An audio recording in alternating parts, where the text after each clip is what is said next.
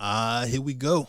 Yes, sir. The boys are back in town. Rap Sports News, RSN Podcast. Podcast. Yo. Oh, man.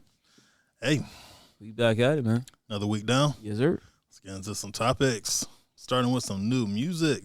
Lotto, she dropped her album, Sugar Honey Iced Tea. Big Lotto. Who's Big she? Lotto. What is that referencing to? Ice, baby. Doom, doom, doom, doom, doom, doom, doom. Ice. Ice Spice. Yeah. So she dropped her album kind of poking fun at her a little bit, but we'll see how she does overall. Still got some time to get her numbers through. Polo G dropped one, Hood Poet, after I think like 2 years since the last one. Oh, wow. I didn't realize Yeah. it's been that long. It's been a minute. So people are glad that Polo's back outside after all the drama going on. Mm-hmm. But yeah, got some new music coming from YG, allegedly, and Gucci, allegedly. And a big name said they're going to drop in November. Who could it be in November? OVO, Oh, Drizzy man. Drake, says that they're rumored to drop. We don't know for sure about that one, though. Okay. Well, let's go back. Gucci, I want to hear Gucci always had them singles that like, that's a Gucci single, right? Mm-hmm. Yellow, wasted, Mm-hmm. whatever. I want to hear a new Gucci anthem. I want to hear a 2024 Gucci hit song. It's just, I definitely want to hear that too. But I think he's just matured so much past that. We talking about Gucci from like 2006 Yeah. up till now. Gucci with like 2 kids and a wife. Like, It's going to sound different. yeah, It's going to sound different. he's grown up so much since then. So someone that was in the studio together, supposedly making some music, T.I. and Kurt Franklin, That's interesting. making some trap gospel. I just don't know what to expect from it. I mean, who was it? Somebody had a song that I heard. I stumbled upon it last year with Kurt Franklin. Oh, I think it was Lil Baby. Mm-hmm. And it was actually pretty good. I think it was Kurt Franklin and Lil Baby, and it was actually pretty good. Because I wasn't expecting that. Somehow I heard it, and I was just like, oh, okay, like it's cool, like. So I'm not gonna put it past T.I. and Kurt Franklin. They couldn't make a good song, but it's just kind of like random, right? Right. I wouldn't expect to see those two. Yeah. It's an unlikely pair. Maybe it's the Stomp remix. I don't know. But we'll see. We'll be waiting and checking for it. Complex, they dropped a list of 50 best Atlanta rappers of all time. Who's the top 5 or 10? I'm going to go through the top 10. Okay. So, at number 10, we got Lil Baby. Number 9, 2 Chainz. Number 8, Big Boy. 7, Ludacris. 6, Young Thug. 5, Young Jeezy. 4, Gucci Man. 3, T.I. 2, Future. And 1 was Andre 3000. Bruh. That's a good list. Like, all those people should be on the list. But come on. Like, you put Gucci Man and Young Thug over Ludacris? They did. That's kind of crazy to me. Yeah. That argument about Ludacris being underrated is kind of That's kicking in on that. That's kind of wild. Young Thug a better rapper than Ludacris and Gucci?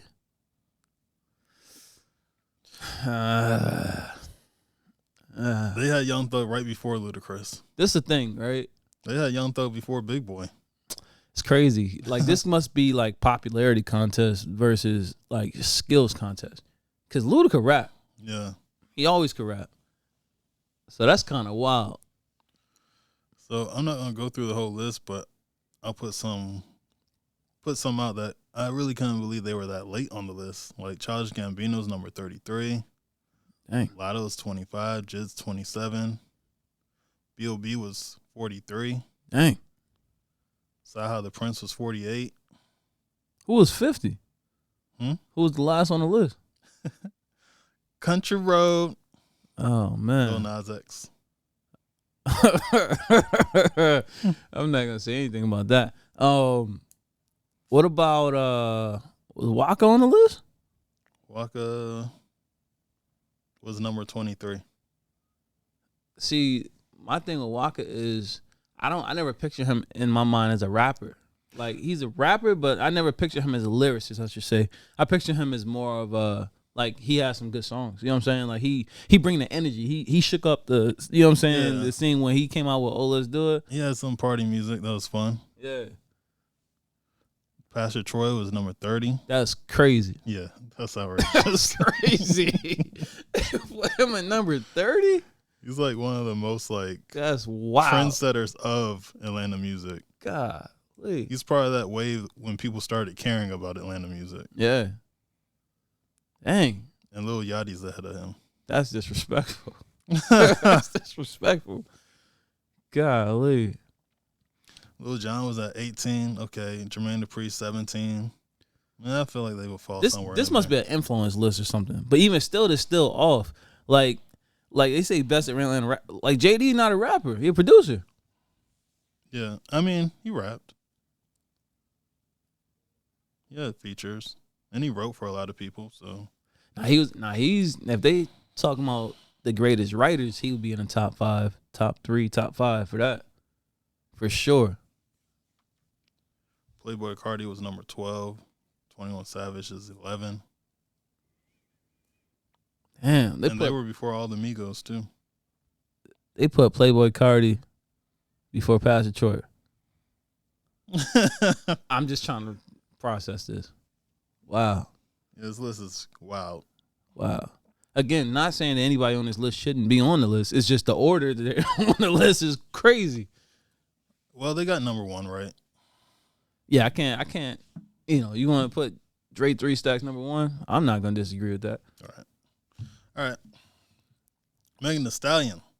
She said that her and Glorilla are the first mainstream female artists out the South. Rappers. Female rappers. Not Trina was from the South, I thought. Was Trina really mainstream though? Or was she just popular? That's a good argument. She was popular. I'm not really too sure if like the whole country was rocking with Trina like That's that. true.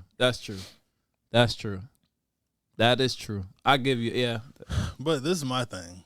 Like Missy Elliott, she's from Virginia. That's the South, right? Yeah. So she did this like over 25 years ago. The Brat? The Brat's from Chicago. That's Midwest. Yeah, that's right. Dang, but I keep forgetting she from Chicago. She rep Atlanta too, so. She just lived here since she was young. Yeah. Dang, who else is there? A lot of fans online were talking about Mia X, which I get that, but I never heard her on the radio growing up.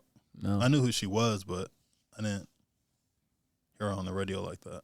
It's like, I get the statement, but like you said, Missy, there has to be more that we just like not thinking about right now. There's a lot we're probably just not thinking about it right now. If you know a mainstream artist, female artist from the South, female rapper, I should say, put her in the comments. Who are we missing on this? Because this ain't Glorilla and Megan. I know Missy already did that, so the statement's wrong. Yeah, statement's wrong already. But that's a bold statement. Like, you gotta be feeling yourself to say that. Like what made her wake up and make that statement? Because she was out there with the president. None of them did that, but there was people way bigger. Yeah. We gotta look into that. Yeah. We gotta investigate. Hurricane Chris. He's mad at 50 Cent. Said he went down to Louisiana to take advantage of them. He went on a rant saying, hey, he ain't come down here to put the city on. He's not putting none of the artists on. He's just taking advantage of cheap prices and looking out for himself. He was mad at him for giving $500,000 to the police, and he didn't give it to the youth. So, let me know how you feel about that so far, or what you heard. We can't play it back because he cussed too much, but. Yeah, first I would like to say I would want some of the other people from Louisiana to speak on it. Like, I want to hear what they got to say, because it could be a situation where he did link up with a bunch of people, just not him. You know what I'm saying? So it's like, yeah, I did this, X, Y, and Z. I did this with these people. We just didn't reach out to you. You know what I'm saying? And it could be on something like he just feeling left out. Like he feeling like, yo, ain't nobody hit up Hurricane Chris. But at the end of the day, it's not 50 responsibility to come to Louisiana and take care of people. Like, he there for business. And you can't expect him to come there if he's coming there for business, if that's the objective, he's gonna do business. If his objective is let me come up with a Save Louisiana campaign, then okay, you can feel some kind of way. You know what I'm saying? But if that's not his objective, like why are you trying to hold 50 Cent responsible for something that he probably is like last thing on his mind? Like, let me go rebuild Louisiana. He ain't go rebuild New York. He ain't go rebuild Queens. If anything, he messed it up. You know what I'm saying? Everybody was all together before 50 came around. So, like, he changed the energy of the culture. Mm-hmm. Like, when he came in, like, it got more aggressive again. It was like, you know, and maybe this is a bad comparison. I know they're going to say it in the comments if it is, but the way 50 came through for New York was like NWA came through for LA. Mm-hmm. In a way. Yeah, I get it. You know what I'm saying? So, you can't expect somebody to, you know, if it was someone more peaceful, peaceful music or something, why he didn't reach out to the community, dog? Like if Common went down there, exactly. Like you expect him to be like, oh, let me bring everybody together and do that. I'm not expecting 50 Cent to do that. I'm expecting him to go get money. That's all he ever came out with. Get rich or die trying. That's what all his songs were about. Yeah, you know, you pretty much said it all. I don't think that it's 50's job to save them. I don't know for sure. Like, if you go to a city and you make money there, do you really owe it to them to give them money back? Like, he never signed up for that, right? No. So, I mean, no, 50's going to do what he want to do. Maybe he will help you out. Maybe he hasn't, like you said, talked to you about it. Mm-hmm. And he doesn't need to. I don't think 50's like, hey, what does Hurricane Chris think about this? And then on top of that, it's easy to call out 50 Cent. What about all the countless other people who came through Louisiana? You got people from there that didn't help. Exactly. Yeah. So it's like, it's kind of wild. But again, I don't know the context either. Like, if somebody specifically asked him, or did anybody ask him about that, or he just went on his own and just started saying stuff? I think he went on his own. Oh, okay. Yeah, that's 50. What you got to say about that, man? And Hurricane Chris, let us interview you about this. Talk about it more. Yeah, Hurricane Chris, come on the show, man. All right. Nicki Minaj and her settlement with Marley Green has reached a conclusion. Basically, Marley agreed to not say anything about her husband, or her kid no more in their blog or whatever. And if they do, or if she does or whatever, they have to pay $50,000. Yeah. So they won't be talking about her no more. Nah, not at all. I mean, anybody asked them a question, can't answer that. No comment. Right. I plead the fifth. All right. Let's get into some Atlanta news. Uh-oh. Red Martini shut down, got evicted, and people came through and stole everything. Yo, I feel like that's like, dang, people can't even get evicted in peace no more. Everybody, they got bottles, they got TVs, they got chairs. They took everything, dog. But they even took the ashtrays just because. That show you the climate we in. First they stealing, taking the weave. Now they taking the. Hey, any business about to get evicted, you might want to have security to keep your stuff together, right? Because it's about to get raided, especially in Atlanta. Atlanta ain't playing. Hey, yeah, I don't think we. What's up? Now I was gonna say, what would be the best place you think that, like, if they got a company got evicted in Atlanta, like everybody be up calling, yo, you going down to so and so? The jewelry store. Yeah, for sure. Hit the daggone mic. Yeah, the jewelry store. Okay, jewelry store. Outside the jewelry store. The mall. Imagine the whole mall getting evicted. That'd be crazy, right? And all the stuff in the parking lot? Yeah. All right, where is Zoomies at? Right? Yeah. They'll take everything. Take everything you got. Yikes. What was you about to say? Yeah, so I don't know if we talked about the hair store that shut down, but basically when they got evicted, all their stuff was put in the parking lot and police came out there and made a barrier. They dumped it all and took it to a landfill. But people started coming out there because they were trying to get like free hair products, and they said that they had like book bags and stuff like that. They weren't there for book bags, but they were there for like weaves and bundles and lashes and stuff. And the police said no. But it's actually kind of a sad story, right? So the backstory to that hair supply store, the owner ended up passing away, Oh, and of course, obviously, if she's not here, they're not going to pay the bills. But their kids were supposed to. They had kids, and their kids didn't want to take over for them for whatever reason. So it just ended up shutting down. dang, that's terrible. Because now man, that's sad. People work hard to start their business and stuff like that, and untimely passing. And you would think that someone would carry on the legacy, keep it going for them in their name, but to lose everything like that, that makes it even worse now. And it's like that goes into that generational wealth thing with black people, right? Like that's the thing that we talk about wanting so bad, but then when these opportunities come up, no one wants to step up. Like, where's the kid that's going to take over the store? That's true. You were supposed to already have the keys, have everything. Okay, mom's sick, da-da-da. I'm going to go to the store. I'm going to be down there, call your sister. Hey, we're going to do this, this, and that. Make the plays. You already hit the ground running. You got clientele. You know where you're at. See, and that's the difference. This is one thing from trying to start something from the ground up. But once you got it already going, and it's successful, that's the difference. It was very successful. It's successful. See, it's a difference. Like, okay, if it's already crashing, and nobody making no money, then okay, I get it. You know what I'm saying? It's gone. Count your losses. Move on. But you got a successful store. Come on, man. And nobody wants it. That's crazy. Man, I wish I would have known. I wish I would have known. You would have taken over? Yeah, I don't know nothing about no hair, but you know what? We're going to figure it out. For sure, right? You know what I'm saying? We're going to figure that joint out. I'm like, man, there had to be at least one family member that would have stepped up. God damn. I hate to see that. We might have to look into all of everybody who behind on their bills and this stuff. Figure out something. Okay. So another popular restaurant, LOA Rooftop, shut down because it went to members only, and some members couldn't keep the bills paid. That members only it's not a good time for that. This is not the economy for members only, bro. Just saying. And people, they're really glad that they shut down because of that. Yeah, I mean, hating's getting real popular. It is. It is. It is getting very popular.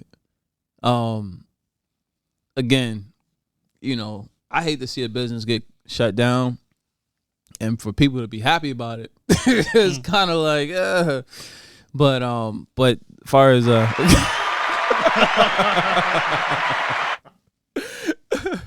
but it is a bad business decision to go members only because, like I said, right now everybody's trying to afford what they can afford, and this and that. You got to get the money coming. You can't stop the money from coming in. Yeah, that made no sense to me at all. Nah, not at all.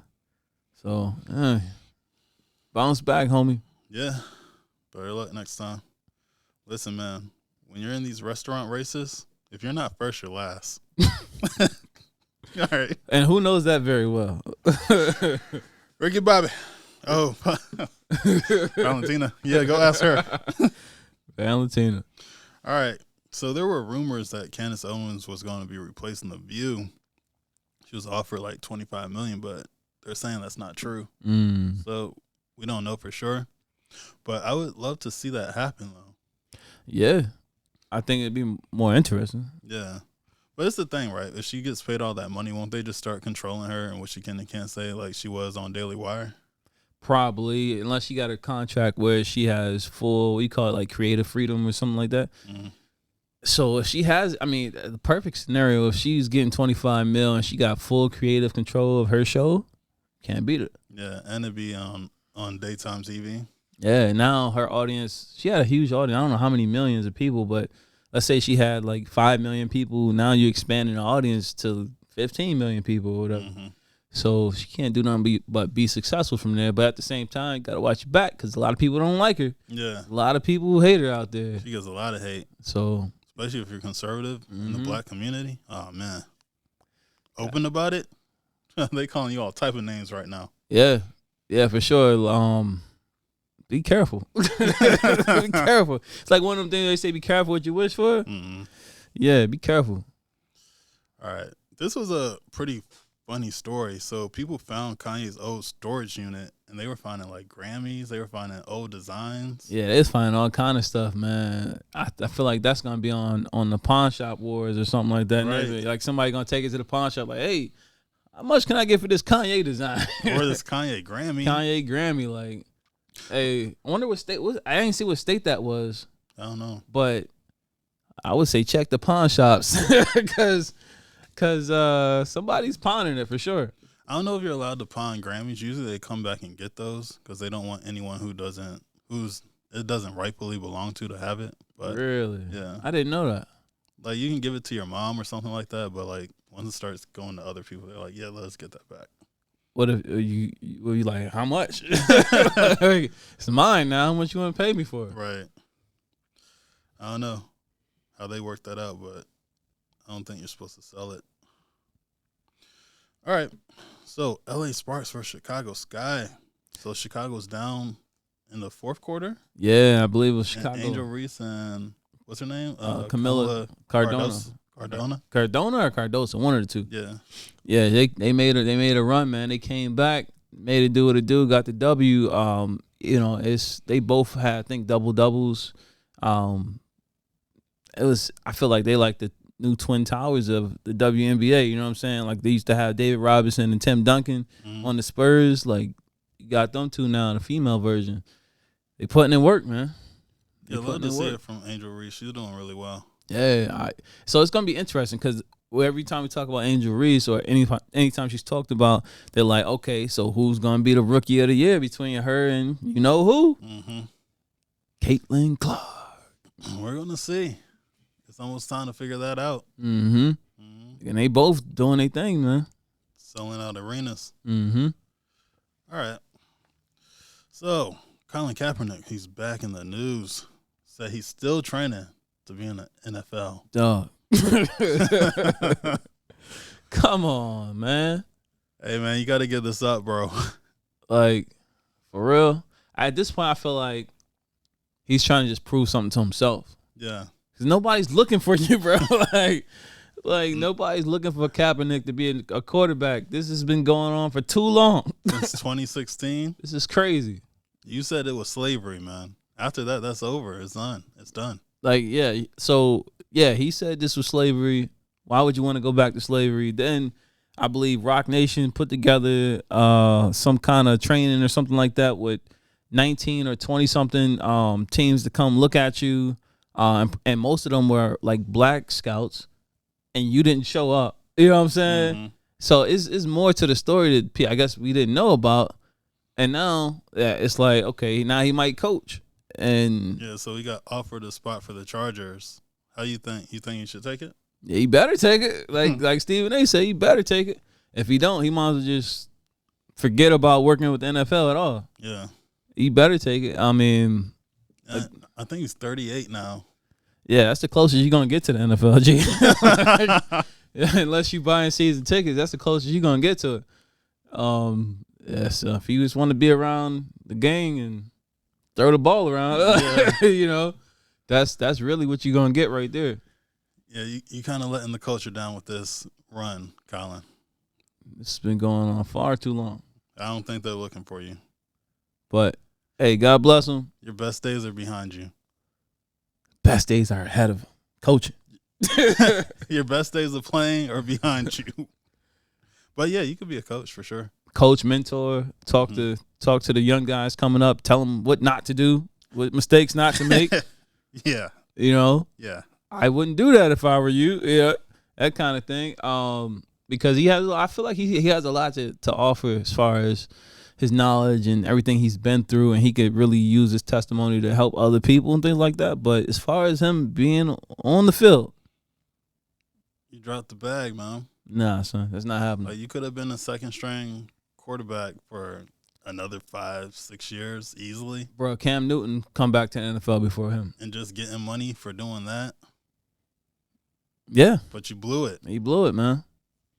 When keeping it real goes wrong. Don't be a racial martyr like that. Mm-mm. Don't crash out. Nah, it's not worth it. Don't lose your money, man. It's not worth it. All right. Someone else who got money. Uh-oh. Zion Williams going viral for his weight loss. He got $197 million for his contract. Yeah, I know. I don't know if it was the last two contracts or whatnot, but I know in his contracts he's been having a clause that he has to make a certain weight You know, and I guess there's some kind of financial penalty if he doesn't, whatnot. The thing about Zion, man, I was a huge Zion fan. Him coming out of high school, and then the year he played in college, I was a huge Zion fan. I was just like, go, go, go, go. You know, rooting for Zion. And then he came to the NBA, and he's actually played good when he's played. Like, he's hasn't let me down when he's played. It's just he can't play enough. Like, he's always getting hurt. Yeah. And man, it's terrible. I don't get it. Like, you know, he constantly gets hurt. Like, as soon as he does well for a little while, then now he's hurt again. And I believe he set up a free camp for children. Yeah, South Carolina. He's doing a free basketball camp right now for kids, and that's amazing. I'm happy for him. You know, we got to continue to give back to the community and stuff like that. But again, one of the best ways to give it back to the community is to stay healthy. You know what I'm saying? So, I mean, nobody plans on getting hurt or wants to get hurt. He just haven't been having the best of luck. But he's doing well for right now. Word. All right. Ready for a fun topic? Yes, sir. Let's go. What makes a classic album? So we got hits, we got cultural impact, replay value, no skips, or something else. Sheesh. I would say a mixture of all of those, but to something else, I would add relatability. Okay. But, okay. I'll ask that question later. But I would go mostly off of cultural impact and replay value.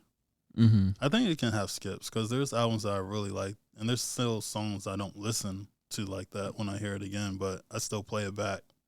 True.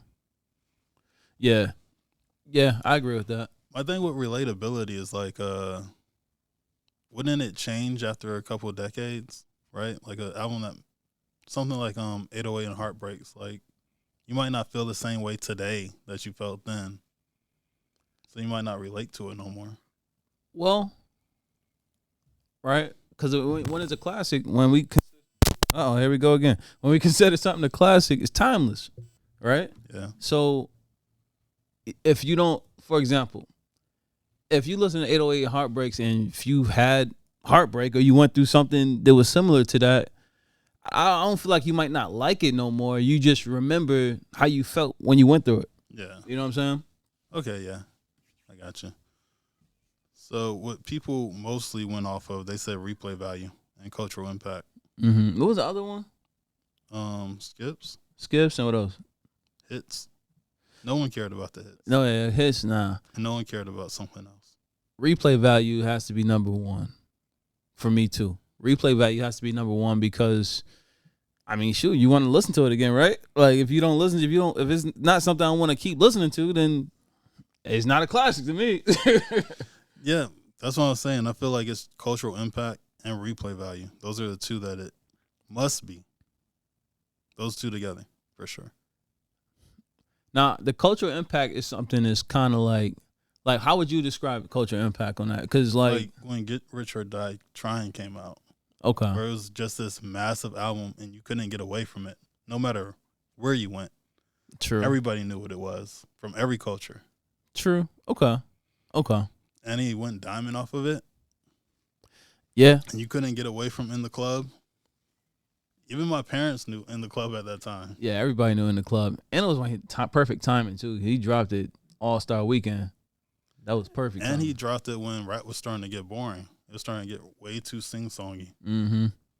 Like, Ja Rule was on that run, and he was just every song, him and Ashanti. Yeah.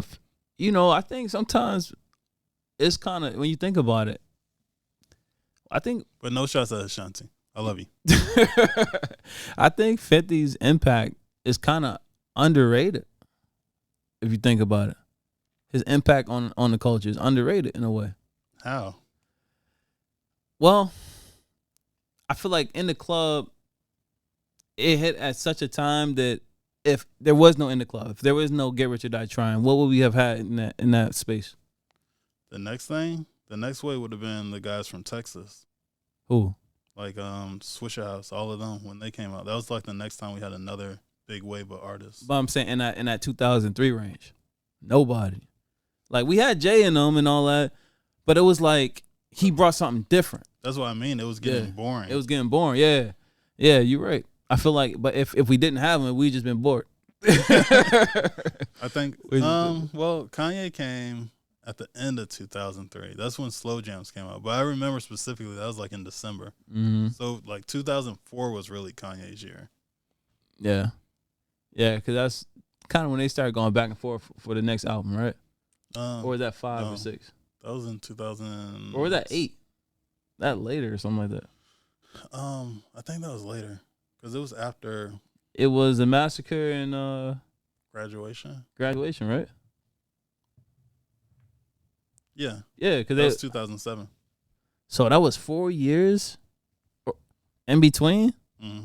Sheesh, I didn't realize that was that big of a gap in between. Mm-hmm. So 50 was so in those 4 years, he was running with Get Rich or Die Trying that whole time, and you know what I'm saying. He was killing with that. And Kanye was running with what, Graduation? No, College Dropout. College Dropout. I'm sorry, not Graduation. College Dropout. Yeah, the history gets blurry, right? Yeah, I'm like, damn. It was so long ago. Golly. I'll be forgetting too. All right, guys, get in the comments. Let us know what y'all think. If you want to see more music critiques and more blogs, check out my channel. More blogs and more music, check out Slyce's channel. I'm Canary Valens. Slyce.